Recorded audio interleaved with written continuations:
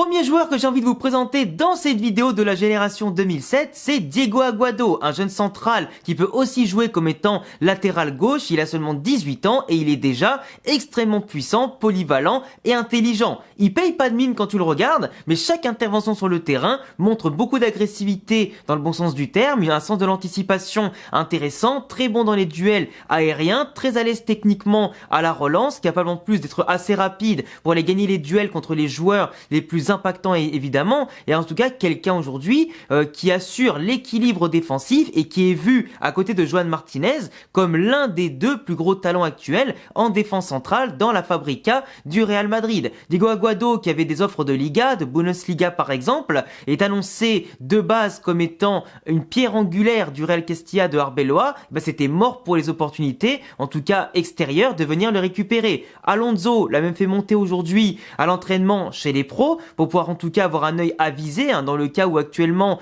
Konaté n'est toujours pas là, que Joan Martinez doit bien sûr récupérer de sa grosse blessure et prendre du rythme avant simplement d'avoir une chance en équipe première, sachant que David Alaba et Rudiger ne vont pas rester encore des années et des années, que tu sais pas si Militao reviendra à un très bon niveau, sans oublier l'affaire judiciaire autour d'Asensio. Forcément la défense centrale est un chantier autant pour le présent que pour l'avenir au Real Madrid, et quand tu vois que Diego Aguado vraiment attire énormément d'intérêt, c'est pas pour rien. Et quand on dit que le Real Madrid garde souvent ses pépites avec aujourd'hui beaucoup de force et de poigne, sans forcément vouloir négocier ou simplement en les revalorisant derrière, c'est une preuve de confiance et aussi un gage de qualité envers Aguado, qui passe les paliers avec le Real Madrid chez les jeunes jusqu'à maintenant monter au Castilla et avoir pourquoi pas sa chance en équipe première. Et franchement, vu le talent qu'on voit sur les extraits vidéo, ce qu'il transmet en défense, tout comme son impact globalement dans l'équilibre du jeu,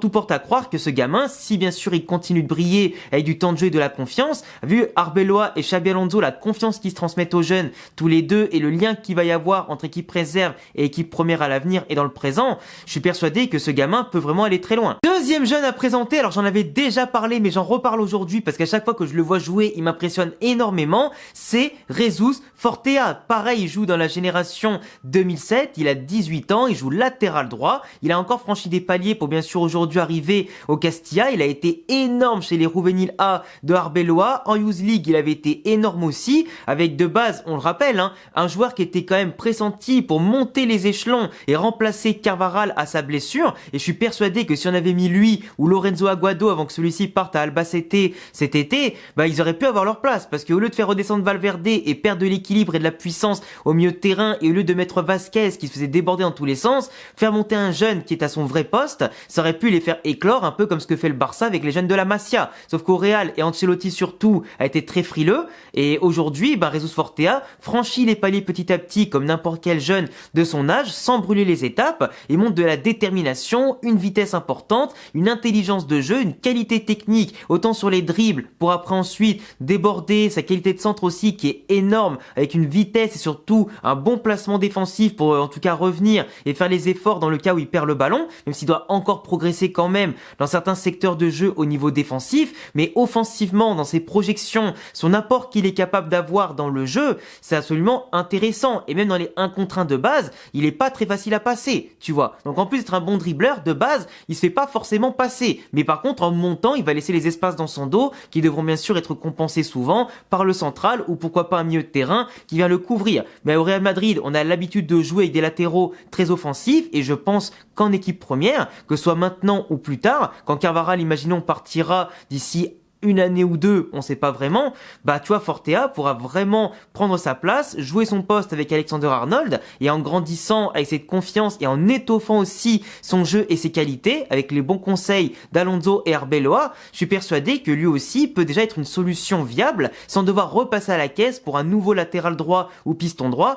d'ici quelques années. Et pour moi en plus, avoir un joueur comme ça qui a un caractère, qui était prêt à partir de base, mais que le Real Madrid, tout comme Diego Aguado, a retenu. Enfin, Aguado, lui, il avait pas demandé à partir, mais Fortea, s'il montait pas les échelons petit à petit, il était prêt à partir. Évidemment, au Real, on retient personne, jeune comme vétéran ou légende, tu vois. Mais Fortea, si on l'a gardé, c'est pas pour rien. Si Alonso et surtout Arbeloa a fait des pieds et des mains pour le garder et en faire simplement un pilier de sa future équipe au Castilla, aujourd'hui, c'est quelqu'un qui est respecté, c'est considéré comme un meneur et un leader sur le terrain, et en tout cas, ce qu'il apporte et les différences qu'il fait, et déjà son côté à l'aise, même en 3e division, pour ses premiers matchs en tout cas là, à ce niveau, c'est impressionnant. Et franchement, je te le dis, il est pas prêt d'arrêter de nous épater. 3e joueur de la vidéo, 3e joueur de la génération 2007, vraiment une génération dorée que Arbeloa a vu grandir et qui l'amène avec lui au Castilla. Un 3e joueur qui a aussi été appelé par Alonso pour s'entraîner avec la reprise des professionnels, c'est Daniel Yanez. Il a 18 ans, ailier droit de préférence pour lui et qui sait aussi jouer attaquant, mais en tout cas un joueur capable de marquer pas mal de buts, capable de faire pas mal de différences sur son côté via sa percussion, ses dribbles et surtout son sens du jeu pour faire les appels dans les bons espaces, dans le bon tempo, le bon timing et ensuite bien sûr lâcher plus les ballons qui ne lui termine directement l'action en marquant un but. C'est un excellent passeur, un excellent centreur et surtout un bon percuteur et dynamiteur de jeu, un peu comme il y avait Victor Munoz que vous avez vu notamment rentrer contre le Barça ou contre d'autres équipes en tout cas de Liga. C'est un peu une mobilette le gamin, il va super vite, il arrive en tout cas à apporter cette profondeur, cette verticalité au jeu qui est importante. Évidemment, il faut encore qu'il progresse devant le but avec en tout cas des meilleurs choix encore, avec davantage de sang-froid, mais c'est quelqu'un qui va surtout dynamiter les défenses, qu'elles soient regroupées ou en tout cas sur la largeur du terrain. C'est un très bon profil, quelqu'un qui a certes besoin encore de confiance, de grimper les échelons aussi, parce qu'arrivé au Castilla, forcément il a pas des stats encore exceptionnelles, mais il a du talent. On lui fait confiance, c'est lui le fer de lance choisi par Arbeloa qui était déjà en tout cas quelqu'un d'important autant en Juvenil A que des fois quand Raoul l'appelait, il le faisait jouer et ça marchait super bien. Dans leur période en tout cas où ça avait des bons résultats, il était pleinement impliqué là-dedans. Donc franchement, qui joue chez les U19 ou qui joue en D3, pour l'instant, ça se passe super bien. Et quand tu le vois dans les extraits, franchement, il est pas avare d'efforts, il est vraiment très impliqué au niveau du pressing, très agressif, avec un profil assez polyvalent comme je vous l'ai dit. Et pour moi, il manque plus que ce côté tueur à développer pour qu'il devienne véritablement peut-être une machine. Et en tout cas, je serais pas étonné qu'il soit prêté en Liga ou en Bundesliga ou en tout cas un pays où ça joue vraiment au foot assez vite avec de l'espace pour en tout cas qu'il puisse se développer et pourquoi pas un jour tenter sa chance de revenir au Real Madrid. Parce que la concurrence au poste d'ailier est quand même beaucoup plus importante aujourd'hui qu'au poste par exemple de défenseur central ou encore d'arrière droit, surtout à court terme si on peut dire ça comme ça. 4e joueur de la vidéo, encore un joueur de la génération 2007, laissez-moi vous présenter Thiago Pitarch. Alors je sais pas si c'est Thiago Pitarch ou Thiago Pitarch, je sais même pas comment ça se prononce vraiment, mais en gros c'est un jeune milieu de terrain qui a vraiment une qualité technique supérieure à la moyenne. J'avais déjà parlé notamment de Manuel Angel, qui est notamment, voilà, qui sera pas dans cette vidéo-là, mais j'en avais déjà parlé, qui était un véritable leader technique, etc., qui aurait pu être le milieu créatif qu'attendrait Xabi Alonso, qui d'ailleurs l'a aussi appelé aujourd'hui pour la reprise pour le voir de près. Mais tu vois, Manuel Angel, qui a un peu cette fragilité parce que il se blesse un peu souvent, tu vois, voilà, il a un peu des pépins physiques, malgré une qualité technique largement au-dessus de la moyenne, peu importe le niveau auquel il joue, son esprit de guerrier, ce que tu veux. Mais Thiago Pitarch, c'est un Manuel Angel en plus jeune, et surtout qui se blesse pas et qui montre vraiment un QI football extrêmement intéressant. Et je pense honnêtement que lui ou Manuel Angel pourrait être appelé durant la saison pour devenir pourquoi pas le milieu créatif que cherchait Alonso. Parce que comme je vous l'ai dit dans ma vidéo hier avec le mercato plus ou moins terminé, si on n'a pas de milieu créatif et de vraies opportunités sur le marché à dépenser 50, 70, 90 ou 110 millions d'euros,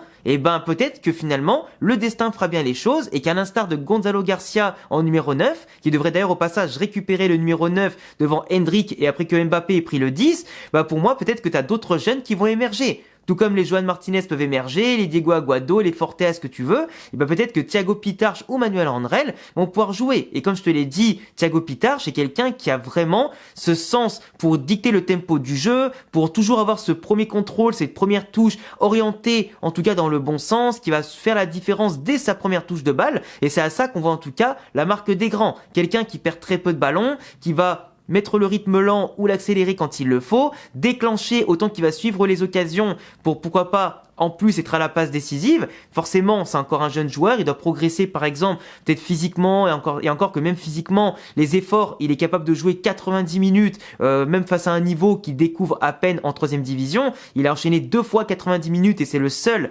avec Fortea à avoir fait en tout cas tout ça sur les 2 derniers matchs. Donc globalement, on a un jeune qui monte en puissance, à qui on a confié les clés du football en l'absence de certains titulaires et qui pour l'instant se débrouille très bien. Et c'est pas pour rien que Alonso garde un œil sur lui. Donc aujourd'hui, un mi-organisateur qui gère bien le tempo, qui a une belle qualité technique et qui, je pense, avec de très bons appels que déjà il arrive parfaitement à servir, que ce soit en profondeur sur jeu court ou en jeu long, si tu lui mets des pros qui se déplacent encore mieux, qui ouvrent mieux les espaces, etc. Moi, je suis persuadé que quand tu as un joueur au-dessus du lot dans le QI football, la tactique et la technique, avec des joueurs encore meilleurs à côté de lui, bah c'est là aussi où son potentiel va ressortir encore mieux. Et bonifier les autres, c'est aussi son rôle, mais si les autres peuvent le bonifier, c'est encore bien. En tout cas, sur ceux que j'ai cités ici, moi je mettrais bien une petite pièce sur lui pour qu'il intègre l'équipe au milieu de terrain. Et pour le dernier joueur de la vidéo, je ne vais pas parler cette fois-ci d'un joueur de la génération 2007 ou de quelqu'un de formé au club ou d'espagnol, mais laissez-moi vous parler de Rachat Fetal, un Marocain de 20 ans qui nous vient d'Almeria, qui a été acheté cet été alors qu'il jouait en 2e division,